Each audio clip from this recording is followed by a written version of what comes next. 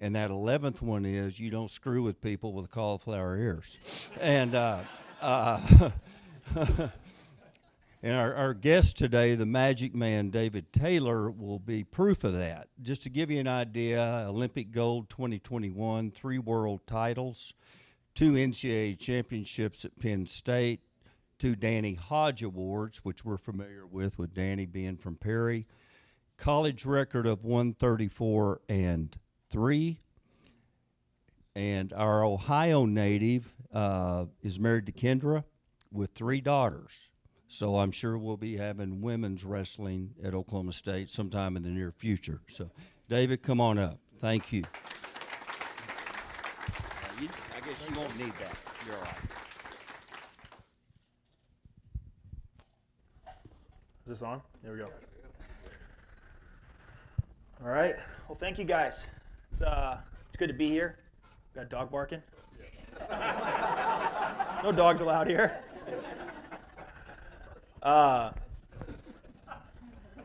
Only in Oklahoma, I guess. No, it's awesome. I get the question all the time. You know, like you settled in Stillwater, and I feel like I was settled in here pretty quickly just because of how friendly and accommodating everybody has been in Stillwater. And I think, you know, in making the transition, you know, to come down here, there are a lot of unknowns. You know, a lot of unknowns into this, you know, different landscape than what I had been used to, and but I feel like everybody here is made, you know, our coaching staff, you know, my family, and everybody that made the move down here just feel very welcome, you know, which is awesome. And I think that's one thing that I've heard time and time again, and since being down here, is, you know, it's like this cowboy forever mentality, you know, the family dynamic that Oklahoma State has had the reputation of for, you know, it's in the rich history. And it's something that I really value. You know, I try and really value just having a close group of people and a community, and now obviously just continue to build that, you know, in this community down here, and being a part of your guys' community and welcoming. So I just want to say thank you, you know, and maybe it's not been each one of you guys, but I kind of think of that mentality. It's just, you know, a lot of cowboys around here, and you know, it's good to be part of this family. So I just want to say thanks. So yeah, you know, my background before coming here, my dad was in the military, so I moved a few times when I was, you know, I was born in Reno, Nevada, lived there briefly. My parents moved to Middleburg, Florida, then into Atlanta. My dad was hired by Delta Airlines. He wanted to live out west, so we moved to Wyoming when I was 5 years old. So why? It's pretty west, right? It's pretty west. You know, and that's where I started wrestling. You know, I started wrestling in just like a local program, and just like any parent, my dad was just trying to give me as many opportunities as he could, and I started to get better. You know, when I was 8, I actually started making my way down here to Oklahoma to the roller series over in Tulsa. You know, back then there were 6 tournaments that mattered. You know, you had the 3 roller tournaments: Tulsa Nationals, Tulsa Kickoff, and Reno Worlds. And then you had the USA Wrestling Series. It was Folk Style Nationals at Topeka, Kansas. Freestyle and Greco Nationals were in Waterloo, Iowa. Those were the 6 tournaments. If you were good in those tournaments, you know, you were a pretty good youth wrestler. So, you know, started making my way to those tournaments and seeing where I was at, and then, you know, started to venture and started to have to travel to find competition and practice partners. And, you know, it became pretty taxing on my family because we were driving an hour and 45 minutes one way to practice, you know, 3 days a week. You know, in between, you know, my mom staying at home with us and my dad, you know, in between that, you know, going and flying his trips and supporting our family. So it got pretty difficult to try to find partners, and just as I continued to get better at wrestling, we moved to Ohio, and I went to middle school and high school in Ohio, wrestled for St. Paris Graham. It was a really good high school program and had a lot of experience wrestling around the country.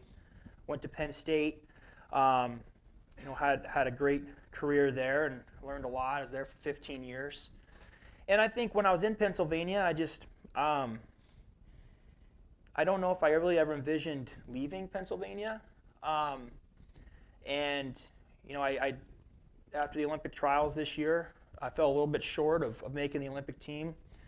And Chad Weiberg called me, you know, athletic director at Oklahoma State. And I saw this missed call from Oklahoma I didn't really think much about it. And then I listened to the voicemail, and I was like, oh, shoot. I went in and told my wife, I said, we might be going to Oklahoma. And she kind of like laughed it off. And I said, no, seriously, we might be going to Oklahoma. So I scheduled a call, and we talked, and he just said if I was, was I interested in coaching Oklahoma State? And I said, yeah, I was. I think a lot of times in life, life is a lot about timing. Timing of, when you have kids, timing of when you meet your wife, timing of what school do you go to, and then a lot of timing is a time on your competitive career, and then the timing of this job. Coach Smith, my entire life has had this job, 33 years, and it's one of those jobs that if you're serious about wrestling and this job means something. It means something to the wrestling community. It means something to the wrestling world. And I was just honored to be considered, because I was just really honored to be considered. So I met with them, and shortly thereafter, we were moving to Oklahoma, and became the coach here. So I think it's really excited. Really excited about this opportunity. I got big shoes to fill, for sure. Coach Smith, the Smith family, it's legendary, and it's definitely, this is a job. Every day I wake up and I go to work, I'm excited to make an impact on people's lives. I'm excited to hopefully make an impact on the wrestling community. As I was a kid, impacted by the way Coach Smith wrestled, as the way he as he coached, and what Oklahoma State meant. Has always meant to the wrestling community. Now to be a part of that is very exciting. It's exciting to our just everybody involved in the program. So, we in a short period of time, we had we've tried to put a lot of framework together, build upon the legacy and the history of the program, and I think in 4 months we've had a lot of success. We're just in the recruiting front. Our 25 class is still building. Those are the kids that will be here next year. They'll be signing here in November. So that's been a big part of what we've been up to. Building out our RTC. We talk about RTCs a lot. It's our regional training center. So for guys that maybe aren't as familiar with what that is, that's the long-term plan. And when I was a kid, Oklahoma State, the Gator Wrestling Club was a big part of the success of Oklahoma State. They had the best guys in the world training here. And as time's gone on, it's become more formalized to what we call as these regional training centers. And they're dual purpose. It's something where if you're a kid and you live within 250-mile radius of the RTC, then you can come and you can train. And that's kind of the grassroots part of it, developing kids of a young age all the way up through, and ultimately they make world and Olympic teams. That was kind of the intent of it when they were put in place. But they're also a way that we can have the best athletes in the world training here alongside our college kids. And just so if you're a college wrestler, you get to feel and see what that's like training at that level. So Dayton Fix is part of our RTC, and then recently Roman Bravo Young has just joined our RTC. Roman was a 2-time national champion and a 3-time national finalist at Penn State. He's from Arizona. He was an Olympian this year, made the Olympics, wrestled in Paris. And I think, for him, just looking for an environment that he was comfortable with, knowing us, but also a new environment as well. Because I think when we made change to come here as a coaching staff, I think athletes look for change as well. It can stimulate growth. And, if you're a kid and you're looking for a school to go to, you're looking to stimulate growth. Similar as you're graduating college at Oklahoma State and you're looking to be a part of RTC, you're stimulating growth. If you're at a program where maybe you feel like you're maybe not getting what you need to be the best in the world, stimulate growth. So we're going to have this, continue to build and bring people to Stillwater, make this a destination. People want to come and they want to be the best in the country, college, you want to be the best in the world. When you're done, we want to be able to help fulfill those goals for those kids. And those are the kind of kids that are seeking us out. Which has been a really enjoyable thing. And, when I got down here, I had every intent to be done wrestling, and I had no desire to continue wrestling myself. But I got in the room and I started wrestling, and my mentality had just switched a lot. So kind of talk about the RTC. When I was training, training was my career path. I was getting towards the end of it. I was getting tired. I was getting stagnant. I was trying to just maintain what I had, which is not why I was successful my whole life. But you kind of start getting to that point where I'd been wrestling the same guys and I'd been wrestling the same weight class, and I had fulfilled all of my goals. So I was getting stagnant. So this move for me stimulated growth, and getting into the practice room with the guys, just wrestling and wrestling all of our wrestlers from guys that 157 pounds all the way up to Wyatt Hendrickson. After practice yesterday, weighed 258 pounds. So this dude's a horse, and and I realized, man, to serve him, I got to be in great shape. I have to be in great shape so I can help serve Wyatt better. Because I wrestled one day, I was like, I gotta start lifting, and just wrestling these guys, and then one week I was like, you know what, I feel pretty good. I'm just gonna turn it up this week and kind of see if I still want to train like that, and I did, and so I wrestled the World Team Trials and made the World Team, and I think it was a unique opportunity again because of timing. That the guys got to see what that level looked like. We talk about maybe some of the accomplishments that I had, but they hadn't really been alongside of someone that was the best in the world or somebody that was training at that level. So they got to see that, they got to wrestle with that, and they got to kind of see what that level of intensity was like. And so now the World Championships are coming up October 30th and 31st. And that will be a conclusion of my competitive career for sure. So I think the timing worked out to be able to do this. It helped. It's definitely helping with just exposure of our program and what we're trying to build. And then shortly after that, our season's going to start. So really, it's a lot of it's a lot of moving pieces. It's a lot of things kind of running in parallel right now. But that's where having a great staff and a support system, we can really, every day we meet, we have a very specific plan about what are we doing in practice for our RTC athletes, what are we doing in practice for our college athletes, what is our plan, and obviously short-term, long-term of things that we're looking to do and what we're planning to implement. So very thought out in those things. And with the college team, everything moves backwards from the national tournament. Right? This year the national tournament's in Philadelphia. So everything that we do moves backwards from there. There's no surprises. It's not like we're going to get to the conference tournament and be like, well, the nationals are in 2 weeks. I hope we got to get in shape. We're developing that foundation now. So I think it's been a very, very good, successful period of time that we've been here. Really excited for season start. We just released our home matches, I think today actually. So our first home weekend is November 22nd and 24th. We wrestle Wyoming on Friday. We wrestle Arizona State on Sunday. The weekend before that is our first actual duels. We wrestle. So start with at Utah Valley. Then we go up to Oregon State. So that's a pretty challenging first weekend of the year with a lot of travel. We come back. We wrestle here at home, Wyoming and Arizona State. So then we have Thanksgiving. Right after Thanksgiving, we're going out to Las Vegas, to the Cliff King Las Vegas tournament. It's a very tough tournament. It's tough 2 reasons. 1, it's right after the holiday, right? So guys got to be disciplined with their weights.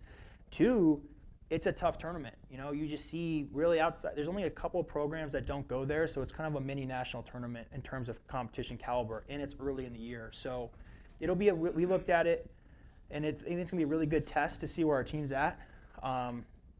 We have a mixture of veterans and young guys.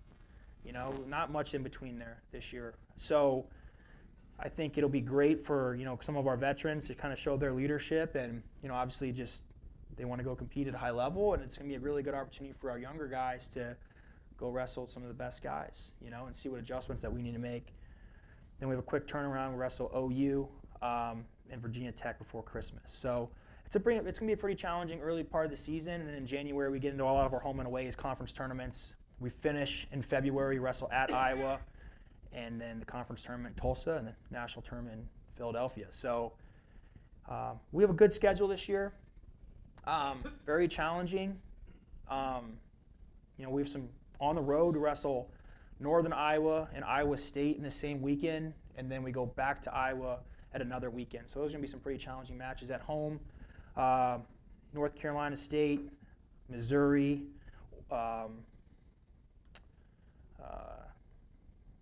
those would be two of our probably better matches at home, but we definitely have some challenges, obviously throughout the season as well. So it's going to be good. And I think what we can do to support the program the best is attendance at our dual meets. We're fortunate that we have an amazing facility in Gallagher, Iowa that can seat 14,000 people. I mean, that's pretty incredible. When you think about what we can offer our student athletes, we can offer them a national final experience every single home match. But in order for it to be that way, we've got to fill it, right? We need you guys to show up. We need you guys to tell your friends to come and be there. And very much we want it to be a show. We want it to be something that's a product that's exciting to watch. And that doesn't mean they're going to score 15 points and get a pin every single time. I hope they do. That would actually make things really easy. But it is actually pretty hard to do that. But I think the way that they're wrestling, the mentality, their body language, I think, and we want it to be a home field, really a home field advantage. People should be fearful to come into Gallagher because of the way that we're going to wrestle as a team, but also our fan base. It's going to get loud in there. It's going to be so I just think that's something that's really unique. I mean, you can't really replicate that somewhere else. I just want you to think about that and let that resonate. A national finals level atmosphere in every single home match that we have. In Oklahoma, we got the Oklahoma City Thunder, but I mean, wrestling can be the premier event in Oklahoma, right here in Stillwater, right? So people go, and I think traveling as a destination to come and support Oklahoma State athletics across the board, but wrestling with our rich history and what we're trying to accomplish. So I think that's the kind of environment that we want to have, the environment that wrestlers want to wrestle in front of. It's an exciting thing to wrestle in front of that many people. And then it's just another way to prepare for when guys are envisioning walking out, in the tunnel in Philadelphia, being national champions and having a raised stage right in the center and have 14, 15, 16,000 people there. They've done it. We've done it 6 times at home. They come in as a freshman, they're going to wrestle 20, 24 dual meets in their career in front of that many people. It's going to be a pretty exciting opportunity, pretty exciting experience for them. So I think that's one of the most important ways that can support the program is attendance, telling your friends and your family to come and watch Oklahoma State wrestling. It's going to be a lot of fun. We're excited about it. I think the team this year is, we have some weight classes that are pretty competitive right now where some guys are going to be some wrestle-offs, so we're going to kind of determine, who's going to wrestle at what weight classes. We have some weight classes that are pretty solidified, with some guys that are redshirting and, or guys that are just, veterans and have been pretty successful. So it's been a very good, I think the other thing that we're fortunate is like some of our older guys are just really good leaders. And not like the rah, leadership, but just hardworking, good kids, good personalities, smiling, hardest workers in the room mentality. Those are our kind of veteran guys. And that's just a trickle-down approach. So the younger guys are seeing that kind of stuff. And we've been challenging them in a lot of different ways, unique challenges within practice, putting them in tough situations. So they're kind of getting used to that kind of stuff because, that's just what they're going to experience, with trying to achieve the goals that they have. So, but yeah, so it's exciting. That's coming up really soon. It's, what is that? 6 weeks? 5 weeks? Yeah. So it's coming up real soon. But yeah, that's kind of where we're at right now with the season and some of the updates of kind of how we got here and, what some of our goals of where we're trying to get to. Very much so, we're trying to, we're aspiring to be the best, and the best is relative, it's, everyone's trying to be a national champion. Everyone's trying to be a team national champion. Actually, not everyone is. I'll take that back. I think a lot of people are okay getting second or third or fourth or fifth, and but that's just not what Oklahoma State has historically done. That's not. I've never aspired to be second place in anything in my entire life. I don't even know if I have a second place anything existing in my house. I think I usually throw in the trash. No, I have a few that I've kept, but so yeah, I mean, I think it just takes time. It takes time to get there, but in terms of lifestyle and the things that we're aspiring to do, we're trying to be successful. And help these kids just fulfill what their goals are. And some of them it's being an All-American. Some of them are being a national champion, and some have bigger goals than that. They want to be world champions. So I think as a college coach, you learn that not everyone's going to be wired the same. So you got to motivate kids in a different way. Some kids, have a different just standard of what they're trying to do. Whatever their standard is, whatever you tell us that you want to do, we can't want that more than you do. You want to do that, we're here to help you along the way in every way and shape, form that we can. And and that's just that's where we're at, and that's what we're trying to do. So, yeah. So I guess that's kind of just an update of things. A lot of excitement, and I appreciate you guys letting me come and kind of update you on where we're at. I think we got maybe some questions or something. I actually do have a question. So you said you laid off your training a little bit since your last match. Tell me about your training protocol now at your age than when you were 21. It's a little different. When I was 21, I ate a lot more candy, that's for sure. But it's such a unique question, because what I had gotten accustomed to in my training protocol over the last 3 or 4 years was less and less and less, because I had this mentality that I'm getting older and I'm not going to withstand this much training, and I need to kind of hold on. I got down here and started coaching. I was wrestling all the time, wrestling everybody, and I kind of got back that love of I love to wrestle, So I think going into the trials, is definitely specifically difference is you going in and wrestle, you're not really trying to feel good. When you want to compete, you want to feel good, So there's a little bit more specific stuff. Going into the World Championships, it's more unique because this is actually going to be the toughest bracket I've probably ever wrestled in. There's 3 multi-time world champions in this bracket. So Cameron Gassenpour from Iran is a 2-time world champion at 92 kilos. He's been very good at that weight. The biggest guy is Abdul Rashid Sedjalayev. He's been pretty much known as the pound-for-pound #1 guy in the world for most of the last 10 years. He won his first world championship in 2014. He's won every one of them but 2 since then. Lost once, Russia. Lost 1 time. So just kind of crazy. So in 2018, really through 2000, and I don't know now, that was the guy that I always wanted to wrestle. He was always weight class bigger than me. I was 86 kilos. He was 97 kilos. And I was always thinking, man, what if we just met in the middle at 92 kilos? We could go wrestle somewhere. But I was never really thinking about going up. He certainly wasn't going to go down. So just the series of events that have led to this match to happen, or potentially could happen, is pretty incredible. So Russia wasn't allowed to wrestle in the Olympics this year. He was preparing to wrestle at 97 kilos. He wasn't allowed to wrestle. I lost. I get the job here. I decide to continue to wrestle 92 kilos because that's the weight class that's available. And now he's coming down to wrestle 92 kilos. So it's a matchup that it's a match the whole world stops and wants to watch. He's I think he's five-time world champion, 2-time Olympic gold medalist. Wow. So he's only lost one twice. I think he's lost twice. He was silver in 2017, and he got hurt in 2023. So pretty good. So when you ask about training, obviously a guy like that requires a little bit more specific training. The things that he does really well, we're actually very opposites. I shoot a lot. I'm a very good scrambler, very dynamic. He doesn't shoot much. He's really good with a chest lock and a gut wrench. So kind of have really good offense, very good defense. But he's obviously very unique in what he does. He's such a great athlete and just dominant wrestler. So that requires some specific training, and so specifically kind of getting ready for him. But you got 3 multi-time world champions in one bracket. There's a couple world finalists in there. So it's going to be a fun tournament to wrestle in. You mentioned these regional training centers.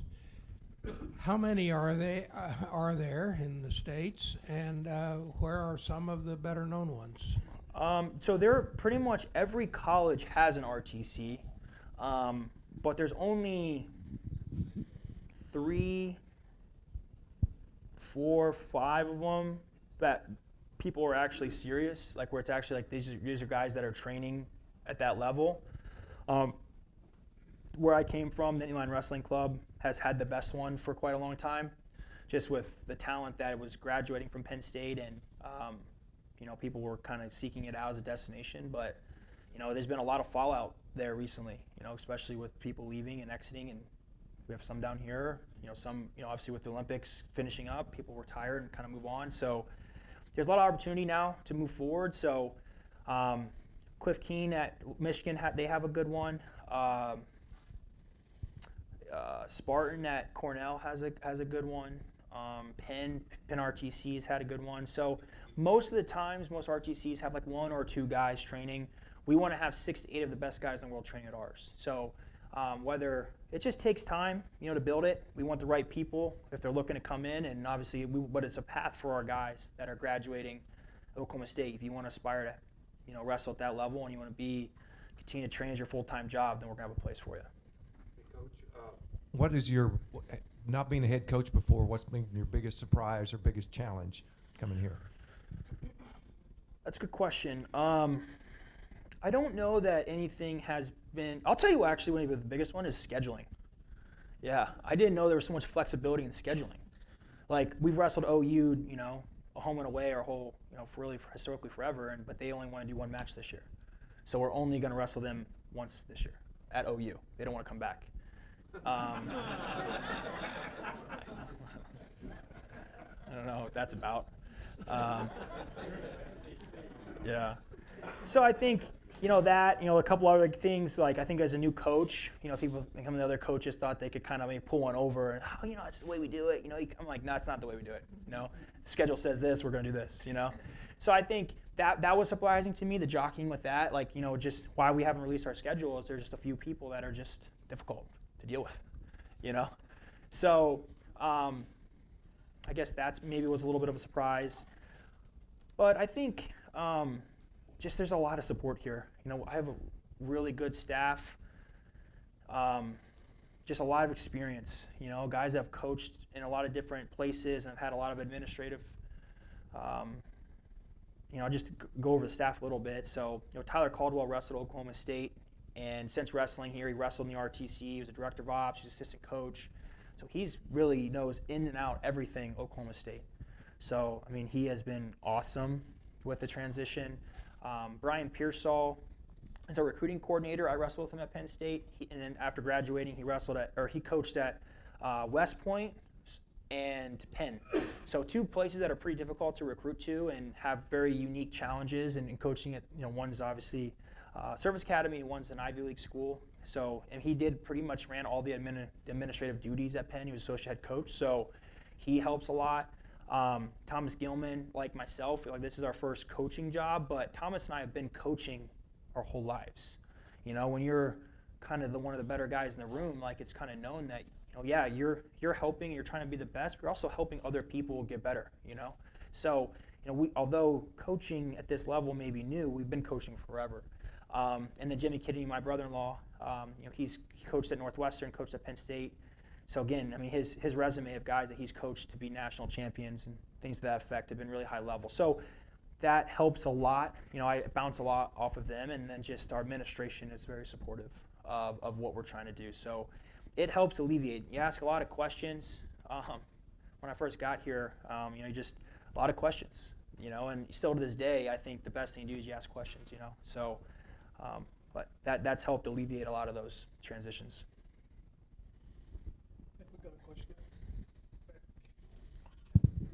Coach, I know last year there was rules changes on the takedowns and the scoring and everything. I've got a 2-part question here.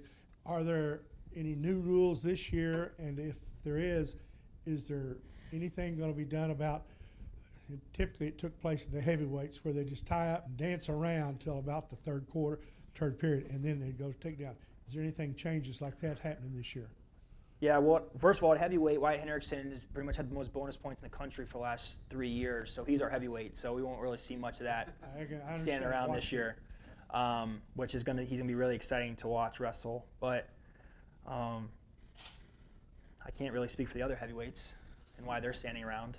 But I mean, I think the thing with changing rules is people are just going to adapt to them. Like, I think a lot of times people think, oh, we'll change the rules and it's going to make wrestling more exciting. Well, they're just going to adapt because they want to win, to whatever the new rule set is. So whether it's 3-point takedown, 2-point takedown, or whatever it may be, I mean, I look at it as, it's a 4-point near fall. Why aren't people getting more back points, right? It should be a lot of incentive to get it. I look at it, talk to the guys and say, hey, listen, a takedown to their back is a major decision.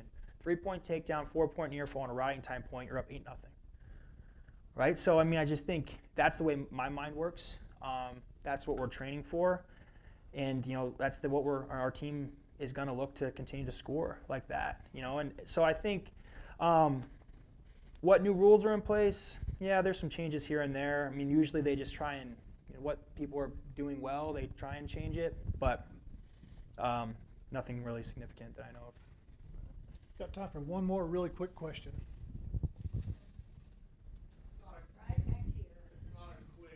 Question. So we can Sit down. We can defer if you want. I watched this thing a while back about John Smith growing up in an extremely competitive household that may have fostered, his competitive drive to propel him and probably all of his siblings to that level. And he has great stories about, 2 bikes with 6 kids, and if you ran home first, you got the bike. Or bathrooms with his sisters, or just eating with all of his family. And I'm curious to know if competitiveness you think it was born into you, or was it cultivated through your environment? That's a good question. Really good question. In 10 seconds, you can answer that. You're brave, Tim. So, yeah, I grew up in a smaller family, just myself and my sister. But I think that I was always just very competitive from the very, why I couldn't play baseball is because if I caught the ball and I threw it to the first baseman and they dropped it, I didn't understand that. So I would just take the ball and run to the first baseman, and try and, so that was how competitive I was in T-ball. So I didn't last very long because I had a hard time with that, So I think just always competitive, and everything I was doing. I remember playing games with my my uncle when I was a kid, and whatever I could do to bend the rules to try and win, I was trying to do that. If he wasn't paying attention, I was switching the pieces around. But he was obviously a lot smarter than that and caught me on it a lot. But I think it's I think the competitive thing. I think a lot of people are born competitive, but I just think wrestling was just the perfect sport that it's the balance of being competitive and uplifting others at the same time. Because you don't become the best in the country or the best in the world if you're not ultra competitive. But it's also lonely if you're doing that by yourself. So I think doing it with other people is just a lot more enjoyable process. So I think I was born competitive, but also I don't like being by myself. So I think it's also trying to uplift others and have success. So fortunately, during my entire time, as I was successful, I was on a lot of successful teams, and I think it spurred excitement. If I was always trying to go out and score as many points as I could, well, other people were trying to go out and score as many points as they could as well, and I think it continues to build. And I think trying to instill that in the team now. It's like hold yourself to a high standard, be competitive. As someone's trying to push you, you have to match it, surpass them, and that's the way that we're going to increase the skill level and the excitement in our room. And so I think, long story short, yeah, I was probably born pretty competitive, but not competitive where, you just don't, you want to just do it with other people. It's a lot more enjoyable in that process.